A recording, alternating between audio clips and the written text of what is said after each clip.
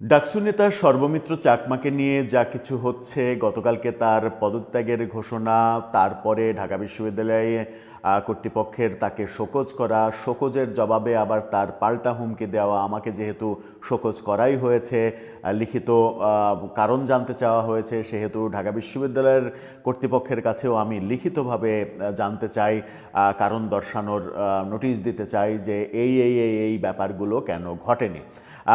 সর্বমিত্র চাকমার ব্যাপারগুলো ঢাকা বিশ্ববিদ্যালয়ে থামছে না। এরই মাঝে ডাকসুর জিএস ফরহাদ তিনি জানিয়েছেন সর্বমিত্র চাকমা শিবিরের কেউ নন, সংখ্যালঘু হিসেবে তাকে তাদের জোটে ভোট করিয়েছেন, তিনি শিবিরের সদস্য না। তার মানে সর্বমিত্র চাকমাকে নিয়ে যে সমালোচনা তৈরি হয়েছে এবং প্রচণ্ড সমালোচনার যে ব্যাপারটা তৈরি হয়েছে সেটার দায় শিবির নিতে চাইছে না। সেই সর্বমিত্র চাকমাকে নিয়ে এবাদ রহমান নামে এক ভদ্রলোক তিনি সামাজিক যোগাযোগ মাধ্যমে একটা ন্যাক্কারজনক পোস্ট দিয়েছেন এবং সেই পোস্টে তার কন্যা সম তারেক রহমানের কন্যা জাইমা রহমানকে জড়িয়ে যে অশ্লীল যে মানে অশ্রাব্য ভাষায় সর্বমিত্র চাকমাকে উদ্দেশ্য করে লিখেছেন, সেই লেখাটা চাঞ্চল্যের সৃষ্টি হয়েছে। এবং এই এবাদ রহমান তিনি জুলাই যে জাদুঘর, সেই জাদুঘরের যে কমিটি, সেই কমিটির আহ্বায়ক হিসেবে নানাভাবে লেখালেখি হচ্ছে, তিনি নিজেও সেই কমিটির প্রধান হিসেবে দাবি করছেন। অর্থাৎ তার নেতৃত্বেই জুলাই জাদুঘরের কর্মকাণ্ড শুরু হয়েছে এবং চলেছে, এরকম দাবি তার, এবং সামাজিক যোগাযোগ মাধ্যমে লেখালেখিও তার মানে তার সম্পর্কে এরকমটা দেখছে। অন্যদিকে সরকারের একজন উপদেষ্টা সেই দাবিগুলো করছেন অস্বীকার। জাইমা রহমানকে নিয়ে যে অশ্লীল অশ্রাব্য ভাষায় সামাজিক যোগাযোগ মাধ্যমে পোস্ট দিলেন এই এবাদ রহমান, এখন পর্যন্ত বিএনপির তরফ থেকে এই ব্যাপারে কোনো জোরালো মানে প্রতিবাদ কিংবা কোনো ধরনের কোনো কথা আমরা এখন পর্যন্ত দেখিনি। বিএনপি কি নমনীয় রাজনীতি কিংবা নতজানু রাজনীতি করতে করতে তাদের পিঠ একেবারে দেয়ালে ঠিক ঠেকে যাওয়ার পরে তারপরে তারা টের পাবে যে কিছু একটা হয়ে গেল? চলুন একটু জেনে দেখি জাইমা রহমানকে নিয়ে এই এবাদ রহমান কি লিখলেন ফেসবুকে, যেগুলো শুনলে আপনারও মানে মগজ গরম হয়ে যাওয়ার কথা বোধ হয়। থাকবেন পলিটিক্স টিভির নিয়মিত আয়োজনে।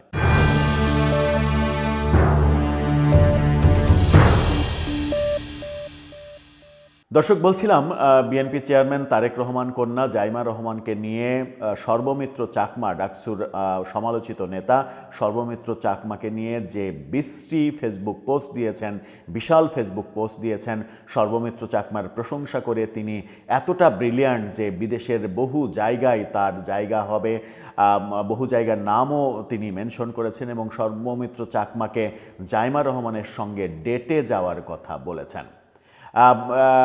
এবাদ রহমান তার বয়সের দিকে লক্ষ্য করলে বোঝাই যায় যে জাইমা রহমান তার কন্যা সম একটা মেয়েকে নিয়ে তিনি যে নোংরামি করেছেন, এই নোংরামির ব্যাপারে বিএনপির কোনো উচ্চবাচ্য এখন পর্যন্ত আমরা দেখছি না। এই নোংরামিটা যখন ছড়িয়ে পড়েছে ফেসবুকে, তখন আমরা দেখছি সরকারের একজন উপদেষ্টা এটার প্রতিবাদ করছেন। চলুন একটু এবাদ রহমানের ফেসবুক পোস্টটা দেখে নিই। তিনি সর্বমিত্র চাকমার সপরিবারের একটা ছবি সহ ফেসবুকে এই পোস্টটা করেছেন। সেই পোস্টটা আপনারা দেখে নিতে পারেন আংশিক, কারণ অনেক বড় লেখার সম্পূর্ণ স্ক্রিনশট নেওয়াটা মুশকিল। সেখানে এই ভদ্রলোকের এই পোস্ট নিয়ে একজন ফেসবুকে পোস্ট করেছেন, তার পোস্টের অংশটা একটু পড়ে শোনাই। তিনি লিখেছেন, এবাদুর রহমান অন্তর্বর্তী সরকার কর্তৃক গঠিত জুলাই গণ অভ্যুত্থান স্মৃতি জাদুঘর কমিটির প্রধান হিসেবে দায়িত্ব পালন করছেন। এই কমিটির যুগ্ম আহ্বায়ক মাহফুজ আলম, সাবেক উপদেষ্টা। কমিটির অন্য সদস্যরা হলেন মুস্তাইন বিল্লাহ, জগন্নাথ বিশ্ববিদ্যালয়ের শিক্ষক জাহিদ সবুজ, নৃবিজ্ঞানী ডক্টর নুরুল মোমেন ভূঁইয়া প্রমুখ। বর্তমানে এবাদুর রহমান এই জাদুঘর নির্মাণ প্রকল্পের নেতৃত্ব দিচ্ছেন। এটি 100 কোটি টাকারও বেশি মূল্যের প্রজেক্ট। এরকম লেখালেখি সামাজিক যোগাযোগ মাধ্যমে ভাইরাল হয়ে গেছে। এবাদ রহমান কি লিখেছেন সেই লেখা থেকে আমরা একটু মানে পাঠ করতে চাই প্রথম অংশ এবং শেষ অংশটা। কত বৃষ্টি, কত নোংরা ভাষা তিনি ব্যবহার করেছেন জাইমা রহমানকে আক্রমণ করার জন্য, সর্বমিত্র চাকমাকে মহান মহান হিসেবে উপস্থাপন করার জন্য। তিনি বলছেন, সর্বমিত্র চাকমার উচিত জাইমা জারনাজ রহমানকে ডেট করা। সর্বমিত্র, আপনি জাইমাকে ফোন করে গুলশানের তাবাকে আসতে বলেন। দেখা হইলে আপনার ভুবনজয়ী হাসিটা দিয়ে বলেন, কেমন আছো তুমি? ঝামেলা নিয়ে একটু টায়ার্ড হইয়া গেছো, তাই না? বাংলাদেশের রিয়েলিটি তো ইজি না সোনা, আমি বুঝি। বসতে ইঙ্গিত করেন। মনে রাখবেন, ডেটে গেলে প্রথম সাক্ষাতেই আপনার ফিজিক্যাল প্রেজেন্স ও সাবলীলতা প্রকাশে হালকা স্পর্শের তুলনা নাই। চিন্তা করেছেন? তিনি বলছেন ফিজিক্যাল প্রেজেন্স এবং হালকা স্পর্শের তুলনা নাই। হালকা স্পর্শ দিয়ে তিনি শুরু করতে চাচ্ছেন, অর্থাৎ পুরোটাই তিনি ফিজিক্যাল অ্যাট্রাকশনের দিকে, ফিজিক্যাল রিলেশনের দিকে ইঙ্গিত করছেন। এরপরে তিনি লিখছেন, আর ডেট ভালো চললে এই স্পর্শ এক্সেলেট করবে। তারপরে 2টা ডাবল শট এসপ্রেসো ও হট চকলেট অর্ডার করেন। হট চকলেটের সাথে এসপ্রেসোটা মিশান। জাইমাকে বলেন চুমুক দিতে। তার চোখ থেকে চোখ সরাবেন না, গেজ হোল্ড করুন। তিনি চুমুক দিলে জিজ্ঞাসা করেন, ঠিক আছে না বেশি কড়া? তিনি ভদ্রতা করে হাসবেন, আপনি হাসবেন না। বলেন, দেখছো তোমার কি লাগবে আমি কত সহজে বুঝতে পারি। গেজ হোল্ড করেন। তিনি একটু আরক্ত হইলেন, মুখ ফ্লাস্ট। এই আপনার এন্ট্রি হইল সর্বমিত্র চাকমা। আপনি সুশিক্ষিত, ব্যক্তিত্ববান, কম বয়সী, এমন হিকমতি দিয়ে তার মন জয় করে নেন। আমি আর এসবের মধ্যে নাই। এই লেখা এইভাবে তিনি শুরু করেছেন। এই লেখার অনেক মানে প্রশংসা তিনি করেছেন। প্রশংসা করে শেষ দিকে তিনি লিখছেন, মানে প্যারিসে যাওয়ার কথা বলছেন, প্যারিসে ইন্টারভিউ দিতে যাওয়ার কথা বলছেন, বড় বড় প্রতিষ্ঠানে, বড় বড় শিক্ষা প্রতিষ্ঠানে। সেখানে তিনি বলছেন, প্যারিসে যখন ইন্টারভিউ দিতে আসবেন তখন বান্ধবীকে নিয়ে আসবেন। বান্ধবী মানে জাইমার কথা তিনি বলছেন। সজেলিতে লিন্ডেন গাছের মেরুন পাতাঝরা পথে হাত ধরাধরি করে হাঁটবেন। এরপরে শেষের দিকে তিনি বলছেন যে জাইমার চোখে চোখ রেখে বলবেন বর্ষা বিপ্লবের আগুন ঝরা দিনগুলির কথা। জাইমাকে নিয়ে বিপ্লবী লুই মিশেলের কবর দেখবেন আর বলবেন কিভাবে ঢাকার রাস্তায় ভাইয়ের লাশ নিয়ে 3 বোন মিছিল করেছিলেন। বলবেন আমাদের নিভা, সামান্তা, যারা সহ অসংখ্য বোনদের ত্যাগ ও তিতিক্ষার কথা। শুনতে শুনতে হয়তো জাইমার চোখ নিজের অজান্তেই ভিজে উঠবে। যে মাটি ছেড়ে তার দিদিমা কখনোই যেতে চাননি, সেই মাটির মায়া তাকে আচ্ছন্ন করবে। আমরা আশা করি হয়তো করবে। আমাদের মতো চাষা বাঁচে আশায়। আমরা চাষার বাচ্চারা আপনাদের জন্য দোয়া করি আর এমন কিছু আশা করি। সবাইকে সেলাম। এই পোস্টটা তিনি ফেসবুকে দিয়েছেন এবাদ রহমান, এই ভদ্রলোক। এই পোস্টটা প্রচণ্ড ভাইরাল হয়েছে। বিএনপির দলীয় কোনো অবস্থান থেকে কোনো ধরনের কথা শোনা যায়নি। জাইমা রহমানকে নিয়ে এইভাবে মানে সর্বমিত্র চাকমাকে বলছেন তার সঙ্গে ডেটে যান, ফিজিক্যাল রিলেশন তৈরি করেন, এই কাজগুলো, এই কথাগুলো তখন মানে তিনি বলার যে অধ্যত্ব প্রকাশ করছেন, তিনি তার পরিচয় ছড়িয়ে পড়ছে জুলাই জাদুঘরের তিনি মানে যে কমিটি, সেই কমিটির তিনি প্রধান। এই যে ব্যাপারগুলো ছড়িয়ে পড়ছে, সেখানে বলা হচ্ছে জুলাই গণঅভ্যুত্থান স্মৃতি জাদুঘর কমিটির প্রধান হিসেবে তিনি দায়িত্ব পালন করছেন এবং তিনি নিজেও এই পরিচয়টা দেন। সেটার গত রাতে প্রতিবাদ জানিয়ে উপদেষ্টা মোস্তফা সরোয়ার ফারুকী একটা পোস্ট দিয়েছেন। সেখানে তিনি যে ছবিটা ব্যবহার করেছেন, সেই ছবিটা বলছেন যে এটাই জুলাই জাদুঘর, স্মৃতি জাদুঘরের টিম, এর বাইরে কেউ নেই। এবং তিনি পোস্ট দিয়ে অস্বীকার করছেন যে এবাদ রহমানের সঙ্গে জুলাই স্মৃতি জাদুঘরের কোনো সম্পর্ক নেই। কিন্তু তিনি এটাও স্বীকার করছেন যে একটা কমিটি হয়েছিল, প্রথমে যে কমিটির প্রধান তিনি ছিলেন, সেই কমিটি এখন আর এক্সিস্ট করে না।